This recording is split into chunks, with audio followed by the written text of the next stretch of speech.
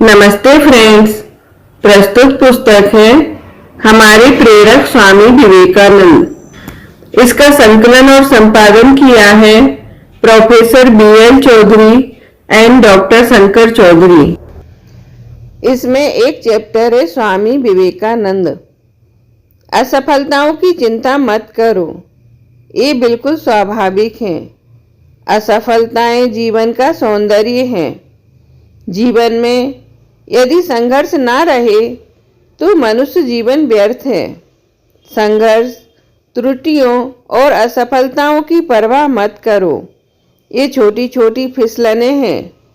अपने आप पर विश्वास का आदर्श सामने रखकर सदैव आगे बढ़ने का प्रयास करो।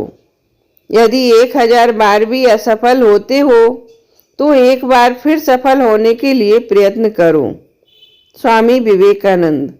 Thanks for watching, friends.